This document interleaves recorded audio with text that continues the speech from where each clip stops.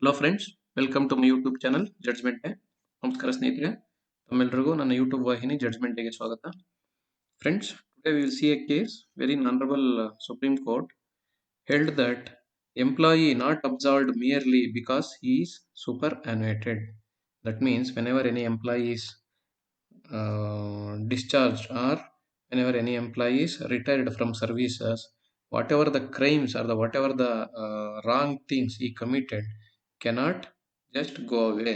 It will not get absolved merely because he is retired. So they will stay as it is. Punishment, he has to undergo the punishment. Let us see the details below. The case title is Union Bank of India versus Bachan Prasad Lal. Here he is a bank employee, and while he is in employment he committed some wrongdoings. So regarding that, the court has opined that. On Supreme Court observed that merely because an employee is put superannuated means retired, will not by itself absolve. Absolve means resolve or take away or wash away or relinquish him from the misconduct committed at the time of discharge of his duties when he was in service. Honorable Court, when hearing an appeal filed by the Union Bank of India against a 2010 order of the Patna High Court, which had upheld the decision of the Industrial Tribunal to reduce the punishment handed down to the respondent employee. So, what it said was merely because an employee stood superannuated in the meanwhile will not absolve him from the misconduct which he had committed in the discharge of his duties, and looking into the nature of the misconduct which he had committed, he was not entitled for any indulgence. So what he has done means, let us go to the just background of this case. The respondent employee, while in service with the Union Bank of India, had committed serious irregularities in discharge of his duties. So, after being suspended for the same in August 1995, he was served with a charge sheet along with a statement of allegation in March to 1996. So, in consequence of the disciplinary inquiry, the respondent was dismissed from service on December 8th, 2000. That means he committed in 95, dismissed in 2000. So, that means after 5 years. So again, the appellate authority is nothing but industrial dispute, industrial tribunal for adjudication. It's confirmed the same. Subsequently, a reference was made to the industrial tribunal. So authority, so appellant authority confirmed the same means. So in bank itself, internal inquiry. So subsequently, a reference was made to the industrial tribunal for adjudication by the appropriate government. The tribunal observed that punishment awarded to the respondent employee of dismissal was not commensurate with the charge leveled against him, and therefore the substituted the punishment of dismissal with an order of reinstatement after lowering down 2 stages in his basic salary that he was getting at the time of dismissal. Normally, industrial tribunals will be always employee friendly. They will see employee as a on a soft corner, and they will try to reinstate those people, but the employee should not take it as granted. So anyway, it has reinstated that employee in a bona fide manner, with the bona fide intention, looking at his family, his career and all. Aggrieved by the same, the bank preferred a writ petition. Just imagine what bank might have got. See, banks will run only on the trust of customers. If the same employee who had breached the trust is the same employed with the same bank, the bank name will be at stake. That's why the bank preferred writ petition before the Patna High Court. However, the High Court had upheld the decision of the tribunal. Tribunal means that reinstating that employee, and refused to interfere with the order of the tribunal for the reason that the respondent employee by that time had retired on attaining the age of superannuation in 2007. That means he had retired, dismissed in 2000. Again, probably he might have got reinstated 1 or 2 years after that, but that means to 2002 or 2003. But he got retired at 2007. By the meantime, the High Court judgment came saying that he cannot do the court cannot do anything as he is already retired superannuated. Again, the bank moved to Supreme Court by the way the present appeal. What we are right now we are talking about. The court noted that looking into seriousness of the nature of the allegations leveled against the respondent employee, the punishment of dismissal inflicted upon him in no manner could be said to be shockingly disappropriate, which would have been required to be interfered with him by industrial tribunal. That is what it said.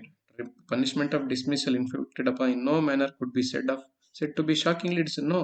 It's not shockingly disappropriate, taking into consideration of its wrongdoings, and also he breached, and also he has done some he breached serious irregularities. Considering the irregularities what he has done, it is not of shockingly disappropriate. So while allowing the appeal means appeal of the bank to suspend, dismiss him, and restoring the punishment against the respondent, the court remarked that the bank employee always holds the position of trust where honesty and integrity are the sine qua non. Sine qua non means most important thing, and this cannot be violated at all. I will show you the meaning. Sine qua non is nothing but essential condition, a thing that absolutely necessary. This is the essential thing.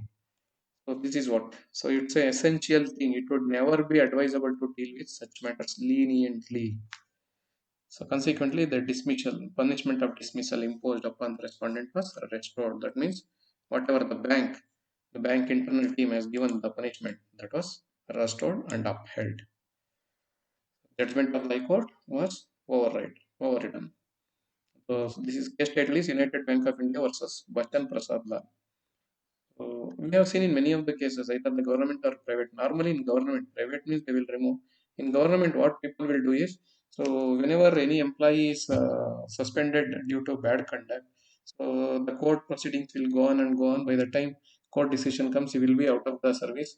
By that time, what they will take the defenses is already retired, so can't do anything. By taking into consideration of his family, his livelihood after retirement and all, that's a humanitarian grounds. It will be taken as not to trouble him as he is already not in service. But after seeing this case, most of the cases are fit for reopening. This is what I feel.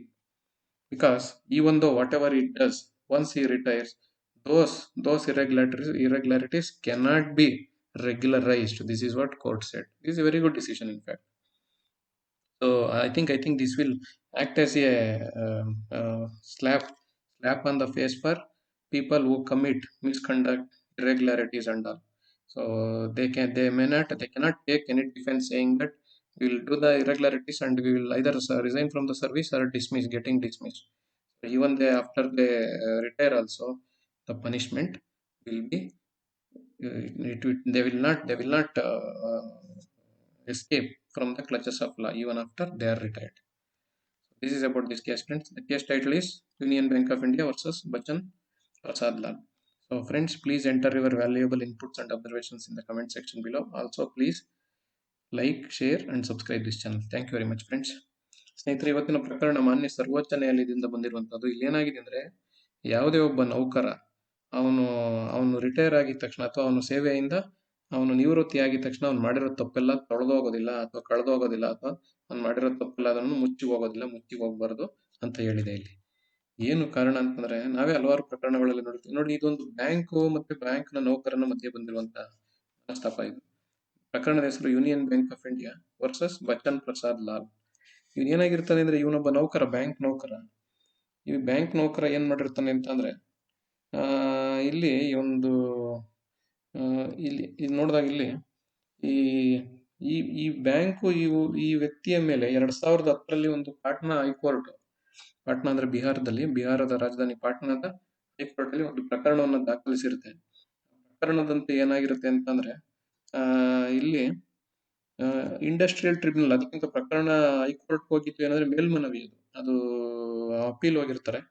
ಮೇಲ್ಮನವಿ ಎಲ್ಲಿಂದ ಬಂದಿರ್ತದೆ ಅಂದ್ರೆ industrial tribunal ಆಜ್ಞೆಯ ವಿರುದ್ಧ ಮೇಲ್ಮನವಿ ಹೋಗಿರ್ತದೆ bank. ಅದು ಕೂಡ industrial tribunal ಏನು ಜಡ್ಜ್ಮೆಂಟ್ ತೀರ್ಪು ಕೊಟ್ಟಿರ್ತೋ ಅದೇ ಪ್ರಕಾರ ಇರ್ತದೆ ಹೈಕೋರ್ಟ್ ಕೊಟ್ಟಿರೋ ತೀರ್ಪು. ಹಾಗಾಗಿ ಅದನ್ನ ಕೊಟ್ಟಿರೋದ್ರ ವಿರುದ್ಧ, ಇವೆರಡೂ ಪ್ರಕರಣದ ವಿರುದ್ಧ ಸುಪ್ರೀಂ ಕೋರ್ಟ್ ಬಂದಿರ್ತದೆ ಅದ್ರ ಪ್ರಕರಣ ಇದು. ಇಲ್ಲೇನಾಗುತ್ತೆ ಅಂದ್ರೆ, ಇಲ್ಲಿ ಹೈಕೋರ್ಟ್ ಅವಾಗ ಏನ್ ಹೇಳುತ್ತೆ ಹೈಕೋರ್ಟ್ ಅಂದ್ರೆ, ನೋಡಿ, ಈ ಪ್ರಕರಣದಲ್ಲಿ ನಾವು ತಲೆ ತೋರ್ಸಕ್ಕಾಗೋದಿಲ್ಲ, ಯಾಕೆಂದ್ರೆ ನಾವೇನು ಹೇಳಕ್ಕಾಗೋದಿಲ್ಲ. ಕಾರಣ ಏನಂದ್ರೆ, ನೀವು ಯಾವ ನೌಕರನ ವಿರುದ್ಧ ನೀವು ಆಪಾದನೆ ಮಾಡ್ತೀರಾ ಅವನು ಸರ್ವಿಸ್ ಅಲ್ಲೇ ಇಲ್ಲ, ರಿಟೈರ್ ಆಗ್ಬಿಟ್ಟಿದ್ದಾನೆ, ಈಗ ನಿವೃತ್ತಿ ಹೊಂದಿದ್ದಾನೆ, ಅವ್ನ ಸೇವೆಯಲ್ಲಿ ಇದೆ, ನಾವೇನು ಮಾಡೋಕ್ಕಾಗೋದಿಲ್ಲ ಅಂತ ಹೇಳ್ತದೆ. ಆದ್ರೆ ಇಲ್ಲಿ ಸುಪ್ರೀಂ ಕೋರ್ಟ್ ಏನ್ ಹೇಳ್ತದೆ ಅಂದ್ರೆ, ನೋಡಿ, ಯಾವುದೇ ನೌಕರ ಅವನು ನಿವೃತ್ತಿ ಆಗೋದು ಅಂತಂದ್ರೆ ಅವನು ಕೆಲಸದಲ್ಲಿದ್ದಾಗ ಮಾಡಿರ್ತಾನಲ್ಲ ಆ ತಪ್ಪುಗಳೆಲ್ಲ ಮುಚ್ಚೋಗೋದಿಲ್ಲ. ಬರೀ ನಿವೃತ್ತಿ ಆದ್ರೆ ಅಲ್ಲಿ ಮಾಡಿರುವಂತ ಮಿಸ್ಕಂಡಕ್ಟ್ ಅಂತ ಅಂದ್ರೆ ಅವನು ಬೇಜವಾಬ್ದಾರಿಯಿಂದ ನಡವಳಿಕೆ ಆಗಿರ್ಬೋದು, ಅವ್ನು ಮಾಡಿರುವಂತ ತಪ್ಪುಗಳಾಗಿರ್ಬೋದು, ಅಥವಾ ಅವ್ನು ಮಾಡಿರುವಂತ ಹಣದ ದುರುಪಯೋಗ ಆಗಿರ್ಬೋದು, ಅಧಿಕಾರದ ದುರುಪಯೋಗ ಆಗಿರ್ಬೋದು, ಮತ್ತಿನ್ಯಾವುದೋ ಸಂಸ್ಥೆಗೆ ವಿರುದ್ಧವಾಗಿ ಮಾಡಿರುವಂತ ಮೋಸ ಆಗಿರ್ಬೋದು, ಯಾವುದು ಮುಚ್ಚೋಗೋದಿಲ್ಲ. ಅದೆಲ್ಲವನ್ನು ಅದಕ್ಕೆಲ್ಲದನ್ನು ಶಿಕ್ಷೆ ಆಗ್ಲೇಬೇಕು ಅಂತ ಇಲ್ಲಿ ಹೇಳಿರ್ತದೆ. ಇಲ್ಲಿ ಪ್ರಕರಣದ ಹಿನ್ನೆಲೆಗೆ ಬರೋದಾದ್ರೆ ಇಲ್ಲಿ ಇವನ್ ಏನ್ ಮಾಡಿರ್ತಾನೆ ಅಂದ್ರೆ ಈ ವ್ಯಕ್ತಿ 1995ರಲ್ಲಿ ಇವನ್ನ ಈ ಬ್ಯಾಂಕ್ ನೌಕರನ 1995ರಲ್ಲಿ ಏನೋ ತಪ್ಪು ಮಾಡ್ದ ಬ್ಯಾಂಕಲ್ಲಿ, ಏನೋ ದುರುಪಯೋಗ ಮಾಡ್ದ ಅಂದ್ಬಿಟ್ಟು 1995ರಲ್ಲಿ ಸೇವೆಯಿಂದ ಸಸ್ಪೆಂಡ್ ಮಾಡಿರ್ತಾರೆ. ಅಂದ್ರೆ ಅಲ್ಲಿಂದ ಸದ್ಯಕ್ಕೆ ತೆಗೆದಾಕಿರ್ತಾರೆ. ಆಮೇಲೆ 96ರಲ್ಲಿ ಇವನ್ ಮೇಲೆ ಆರೋಪ ಪಟ್ಟಿನ ಮಾಡಿ 2000 ಇಸ್ವಿಲಿ ಏನ್ ಮಾಡ್ತಾರೆ, ಇವನ್ನ ಕೆಲಸದಿಂದ ವಜಾ ಮಾಡ್ತಾರೆ. ಅಂದ್ರೆ ಬ್ಯಾಂಕ್ ಅವ್ರದ್ದು ಆಂತರಿಕ ಇದರಲ್ಲಿ ಮಾಡಿ ಎನ್ಕ್ವೈರಿ ಮಾಡಿ ಆಂತರಿಕ ತನಿಖೆ ಮಾಡಿ ಇವನ್ನ ವಜಾ ಮಾಡಿರ್ತಾರೆ ಬ್ಯಾಂಕಿಂದ. ಅದಾದ್ಮೇಲೆ ಏನ್ ಮಾಡ್ತಾನೆ ಈ ನೌಕರ ಇಂಡಸ್ಟ್ರಿಯಲ್ ಟ್ರಿಬ್ಯುನಲ್ ಅಲ್ಲಿ ಹೋಗಿ ಈ ಆಜ್ಞೆಯ ವಿರುದ್ಧ ಅಂದ್ರೆ ಆಂತರಿಕ ವರದಿಯ ವಿರುದ್ಧ ಹೋಗಿ ಅಲ್ಲಿ ಇಂಡಸ್ಟ್ರಿಯಲ್ ಟ್ರಿಬ್ಯುನಲ್ಗೆ ಹೋಗಿ, ಇಲ್ಲ ಇಂಡಸ್ಟ್ರಿಯಲ್ ಟ್ರಿಬ್ಯುನಲ್ ಏನ್ ಹೇಳುತ್ತೆ ಅಂತಂದ್ರೆ, ಇಲ್ಲ ಇವನ ಮೇಲೆ ಮಾಡಿರುವಂತದ್ದು ತುಂಬಾ ತೀವ್ರವಾದ ಶಿಕ್ಷೆಯನ್ನು ಕೊಟ್ಟಿದ್ದೀರಿ, ಅವನಿಗೆ ಆತರ ಮಾಡಬೇಡಿ, ಅವನಿಗೆ ಸಂಬಳ ಕಮ್ಮಿ ಮಾಡಿ ಕೆಲಸಕ್ಕೆ ಮತ್ತೆ ಸೇರಿಸಿ ಅಂದ್ಬಿಟ್ಟು ಮತ್ತೆ ಕೆಲಸ ಕೊಟ್ಟಿರ್ತಾರೆ. ಅದು ಯಾವಾಗ ಕೊಟ್ಟಿರ್ತಾರೆ ಅಂತ ಹೇಳಿದ್ರೆ ಬಹುಶಃ ಒಂದು 2-3 ವರ್ಷ ತಗೊಂಡಿರ್ಬೋದು, 2002-2003ರಲ್ಲಿ ತಗೊಂಡಿರ್ಬೋದು. ಹಾಗಾಗಿ ಈ ಮನುಷ್ಯ ಮತ್ತೆ ಬ್ಯಾಂಕ್ ಅಲ್ಲಿ ಕೆಲಸ ಮಾಡ್ತಿರ್ತಾನೆ. ಆದ್ರೆ ಬ್ಯಾಂಕ್ ಕೂಡ ಸುಮ್ಮನೆ ಕೂತ್ಕೊಳ್ಳೋದಿಲ್ಲ. ಇವನ ಮೇಲೆ ಬ್ಯಾಂಕ್ ಪದೇ ಪದೇ ಕೋರ್ಟ್ ಮೇಲೆ ಮೆಟ್ಟಿಲು ಏರ್ತಿದ್ರೆ ಇವ್ನು ಗುರುತರವಾದ ಅಪವಾದನೆ ಮಾಡಿದ್ದಾನೆ ಅಂತ ಅಲ್ಲಿಗೆ ನೋಡಿದಂಗೆ ಗೊತ್ತಾಗುತ್ತೆ. ಜೊತೆಗೆ ಬ್ಯಾಂಕ್ ಏನು ಅಂದ್ರೆ ಯಾವುದೇ ಕಾರಣಕ್ಕೂ ಬ್ಯಾಂಕ್ ಅಲ್ಲಿ ದುರುಪಯೋಗ ಮಾಡ್ಕೊಂಡವ್ರನ್ನ ಇಟ್ಕೊಳ್ಳೋದಿಲ್ಲ. ಬ್ಯಾಂಕುಗಳು ಯಾವತ್ತೂ ಅಷ್ಟೇ ಈ ಗ್ರಾಹಕರ ತೃಪ್ತಿ ಮತ್ತೆ ಗ್ರಾಹಕರ ನಂಬಿಕೆ ಮೇಲೆ ನಡೆಯುವಂತದ್ದು. ನಂಬಿಕೆ ಹೊರಟೋಗಿ ಅಪನಂಬಿಕೆ ಬಂದ್ಬಿಟ್ರೆ ಯಾವುದೇ ಗ್ರಾಹಕರು ಬರೋದಿಲ್ಲ. ತಪ್ಪು ಮಾಡಿದ ವ್ಯಕ್ತಿ ಅದೇ ಬ್ಯಾಂಕ್ ಅಲ್ಲಿ ಅಂದ್ರೆ ಗ್ರಾಹಕರು ಹೊರಟೋಗ್ಬಿಡ್ತಾರೆ. ಹಾಗಾಗಿ ಬ್ಯಾಂಕು ಕೂಡ ಇದನ್ನ ತೀವ್ರವಾಗಿ ಗಮನಿಸಿ ಹೋಗಿದೆ. ಮತ್ತೆ ಹೋದಾಗ ಏನ್ ಹೇಳುತ್ತೆ ಅಂದ್ರೆ, ಇವರು ಇಂಡಸ್ಟ್ರಿಯಲ್ ಟ್ರಿಬ್ಯುನಲ್ ಏನಿತ್ತು ಆಜ್ಞೆ ವಿರುದ್ಧವಾಗಿ ಹೈಕೋರ್ಟ್ ಹೋಗ್ತಾರೆ. ಹೈಕೋರ್ಟ್ ಹೇಳುತ್ತವಾಗ 2007ರಲ್ಲಿ ಅವ್ನು ರಿಟೈರ್ ಆಗ್ಬಿಟ್ಟಿದ್ದಾನೆ, ನಾವೇನು ಮಾಡಕ್ ಆಗೋದಿಲ್ಲ, ಇದ್ರದ್ದು ಅವನ ಮೇಲೆ ಏನು ನಾವು ಕ್ರಮ ತಗೊಳಕ್ಕಾಗೋದಿಲ್ಲ ಅಂತ 2010ರಲ್ಲಿ ತೀರ್ಮಾನ ಕೊಡುತ್ತೆ. ಇವ್ರು ಅಷ್ಟಕ್ಕೂ ಸುಮ್ಮನಿರದೆ ಮತ್ತೆ ಬ್ಯಾಂಕ್ನವರು ಸುಪ್ರೀಂ ಕೋರ್ಟ್ ಮೆಟ್ಟಿಲೇರಿರ್ತಾರೆ. ಸುಪ್ರೀಂ ಕೋರ್ಟ್ ಈಗ ಏನ್ ಹೇಳುತ್ತೆ ಅಂತಂದ್ರೆ, ಎಲ್ಲ ನೋಡಿದ ಇದರ ತೀವ್ರತೆ ಅಂದ್ರೆ ಅವ್ನು ಮಾಡಿರೋ ದುರುಪಯೋಗದ ತೀವ್ರತೆ ಮತ್ತು ಅವನ ಮೇಲೆ ಬಂದಿರುವಂತ ಅಪವಾದಗಳು ಇದೆಲ್ಲಾನು ನೋಡಿದ್ರೆ ನಾವು ಬರೀ ಡಿಸ್ಮಿಸ್ ಮಾಡಿರೋದಕ್ಕೆ ನಮ್ಗೇನು ತಪ್ಪು ಅಂತ ಅನ್ನಿಸ್ತಾ ಇಲ್ಲ. ಡಿಸ್ಮಿಸ್ ಮಾಡಿದ್ಲು ಅವನ ಕೆಲಸದಿಂದ ವಜಾ ಮಾಡುದು ಅಂತ ಏನೋ ನಮಗೆ ಗುರುತರವಾದ ಅವನಿಗೆ ಕೊಡಬಾರ್ದಂತ ಶಿಕ್ಷೆ ಕೊಟ್ಟಿದ್ದಾರೆ ಅಂತ ನಮ್ಗೆ ಅನ್ನಿಸ್ತಾ ಇಲ್ಲ. ಸರಿಯಾಗಿದೆ ಅಂತ ಅಭಿಪ್ರಾಯಪಟ್ಟ ಮಾನ್ಯ supreme court and supreme court ಏನ್ ಹೇಳ್ತಾನೆ ಕೊನೆಗೆ, ನೋಡಿ ಬ್ಯಾಂಕ್ ನೌಕರ ಯಾವಾಗ್ಲೂ ಅಷ್ಟೇ ಅವನ ನಂಬಿಕೆ ಇಟ್ಟು ಬ್ಯಾಂಕ್ ಅವನ ಮೇಲೆ ನಂಬಿಕೆ ಇಟ್ಟು ವಿಶ್ವಾಸ ಇಟ್ಟು ಅವನ ಕೆಲ್ಸಕ್ಕೆ ತಗೊಂಡಿರ್ತದೆ. ಅವನು ಕೂಡ ಅಷ್ಟೇ ವಿಶ್ವಾಸದಿಂದ ಇರ್ಬೇಕು, ಅಷ್ಟೇ ನಂಬಿಕೆಯಿಂದ ಇರ್ಬೇಕು. ಮತ್ತೆ ಬ್ಯಾಂಕಿನ ಜೊತೆ ಯಾವಾಗ್ಲೂ ಬ್ಯಾಂಕಿನ ಏಳಿಗೆಗೆ ಕೈ ಜೋಡಿಸಿ ದುಡಿಯೋಂಗಿರ್ಬೇಕು. ಅದು ಅವನ ಅತ್ಯುನ್ನತವಾದಂತ ಗುರಿ ಮತ್ತು ಅತ್ಯುನ್ನತವಾದಂತ ಅವನಿಗೆ ಮಾನದಂಡ. ಅದನ್ನ ಯಾವಾಗ್ಲೂ ಅಷ್ಟೇ, ಅದನ್ನ ಯಾವಾಗ ಮೀರಿ ಹೋಗ್ತಾನೆ ಅವಾಗ ಯಾವುದನ್ನು ತುಂಬಾ ಲಘುವಾಗಿ ಪರಿಗಣಿಸಬಾರ್ದು. ಅದ್ರದ್ದು ಬ್ಯಾಂಕಿನ ಆಶಯ, ಬ್ಯಾಂಕಿನ ನಂಬಿಕೆಗೆ ವಿರುದ್ಧವಾದಾಗ ಅದನ್ನು ತುಂಬಾ ಲಘುವಾಗಿ ಪರಿಗಣಿಸಬಾರ್ದು ಅಂತೇಳಿ ಇಲ್ಲಿ ಏನ್ ಮಾಡಿರುತ್ತೆ ಅಂದ್ರೆ, ಇವನ್ನ ಬ್ಯಾಂಕ್ ವಜಾ ಮಾಡಿದ್ದು ಸರಿಯಾಗಿದೆ ಅಂತೇಳಿ ಇಂಡಸ್ಟ್ರಿಯಲ್ ಟ್ರಿಬ್ಯುನಲ್ ಮತ್ತೆ ಹೈಕೋರ್ಟ್ ಏನು ತೀರ್ಪನ್ನ ಕೊಟ್ಟಿತ್ತು ಆ ತೀರ್ಪನ್ನ ವಜಾ ಮಾಡಿ ಸರಿ ಇದೆ ಅಂತ ಹೇಳಿದೆ. ಹಾಗಾಗಿ ಬ್ಯಾಂಕ್ ಇನ್ ಮುಂದೆ ಇವ್ರ ಮೇಲೆ ಕ್ರಮ ತಗೋಬಹುದು. ಏನು ದುಡ್ಡು ಯಾವ್ದು ದುರುಪಯೋಗ ಮಾಡಿದರೆ ಅದನ್ನ ವಾಪಸ್ಸು ಇವ್ರ ಕಡೆಯಿಂದ ನಷ್ಟನ ಪರಿಹಾರ ಮಾಡ್ಕೊಳ್ಳೋಕೆ ಇವ್ರ ಕಡೆಯಿಂದ ದುಡ್ಡನ್ನ ಕೇಳ್ಬೋದು. ಈಗ ಇಷ್ಟು ಈ ಪ್ರಕರಣಕ್ಕೆ ಸಂಬಂಧಪಟ್ಟಂತ ವಿವರಣೆ ಸ್ನೇಹಿತರೆ. ನಾವ್ ಈ ಪ್ರಕರಣ ಏನಕ್ಕೆ ಗಮನಿಸಬೇಕು ಅಂದ್ರೆ, ನಾವು ನೋಡಿರ್ತೀವಿ ಗೌರ್ಮೆಂಟ್ ಅಲ್ಲಿ ಸುಮಾರು ಜನ ಸರ್ಕಾರಿ ಅಧಿಕಾರಿಗಳು ಸರ್ಕಾರದಲ್ಲಿ ಕೆಲಸದಲ್ಲಿರುವಾಗ ಏನೋ ಹೆಚ್ಚು ಕಡಿಮೆ ಮಾಡಿರ್ತಾರೆ, ಮೋಸ ಮಾಡಿರ್ತಾರೆ, ಸರ್ಕಾರಿ ಹಣ ದುರುಪಯೋಗ ಮಾಡ್ಕೊಂಡಿರ್ತಾರೆ, ಸರ್ಕಾರಿ ದಾಖಲೆ ಬಿದ್ದಿರ್ತಾರೆ. ಎಲ್ಲಾ ಮಾಡಿದವರು ಹಲವಾರು ಜನಗಳ ಮನೆ ಮೇಲೆ ನಾವು ನೋಡಿದಂಗೆ ACB ದಾಳಿ, ಲೋಕಾಯುಕ್ತ ದಾಳಿ ನಡೆದ ಅವರೆಲ್ಲ ಸಸ್ಪೆಂಡ್ ಆಗಿ ಮತ್ತೆ ತಿರ್ಗಾ ಕೆಲ್ಸಕ್ಕೆ ಬರ್ತಾರೆ. ಅವರು ರಿಟೈರ್ ಆಯ್ತಾರೆ. ರಿಟೈರ್ ಆದ್ಮೇಲೆ ಏನಾಗ್ಬಿಡುತ್ತೆ, ಪ್ರಕರಣ ಮುಟ್ಟೋಗ್ಬಿಡುತ್ತೆ. ಕಾರಣ ಏನಂದ್ರೆ ನಮ್ಮಲ್ಲಿ ಏನೋ ಒಂದು ಅಲಿಖಿತ ನಿಯಮ ಇದೆ, ರಿಟೈರ್ ಆಗಿರೋರ್ನ ಮಾತಾಡ್ಸೋದಿಲ್ಲ, ಅವ್ರು ಏನೇ ಮಾಡಿದ್ರು ಸರಿ ಅನ್ನೋದು ಅಲ್ಲಿಗೆ ಆಗ್ಬಿಡುತ್ತೆ.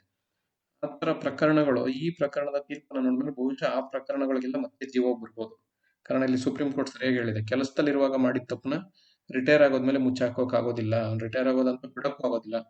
ಅದನ್ನ ನೋಡ್ಬೇಕು ಅಂತಿದೆ. ಬಹುಶಃ ಈ ತೀರ್ಪು ಆ ಎಲ್ಲಾ ಪ್ರಕರಣಗಳಿಗೆ ತೆಗೆಯೋದಿಕ್ಕೆ ಮತ್ತೆ ಪ್ರಕರಣಗಳನ್ನ ಮರುಪರಿಶೀಲನೆಗಾಗಲಿ ಅಥವಾ ಪ್ರಕರಣಗಳ ಮರುಜೀವ ಕೊಡೋಕ್ಕಾಗಲಿ ಈ ತೀರ್ಪು ಬಹಳ ಮುಖ್ಯವಾಗಿ ಯೋಜನೆಗೆ ಬರ್ಬೋದು ಅಂತ ನನ್ನ ಅನಿಸಿಕೆ. ಸ್ನೇಹಿತರೆ, ಈ ತೀರ್ಪಿನ ಹೆಸರು United bank of India versus Bachchan Prasad Lal. ಸ್ನೇಹಿತರೆ, ತಮ್ಮೆಲ್ಲ ಅನಿಸಿಕೆ ಅಭಿಪ್ರಾಯಗಳನ್ನು ಕೆಳಗಿನ ಕಮೆಂಟ್ ಸೆಕ್ಷನ್ ದಾಖಲಿಸಿ. ಹಾಗೆಯೇ ಈ ಚಾನೆಲ್ನ ಎಲ್ಲರೂ ಲೈಕ್ ಮಾಡಿ, ಶೇರ್ ಮಾಡಿ ಮತ್ತು ಸಬ್ಸ್ಕ್ರೈಬ್ ಮಾಡಿ. ಧನ್ಯವಾದಗಳು ಸ್ನೇಹಿತರೆ. Thank you very much friends.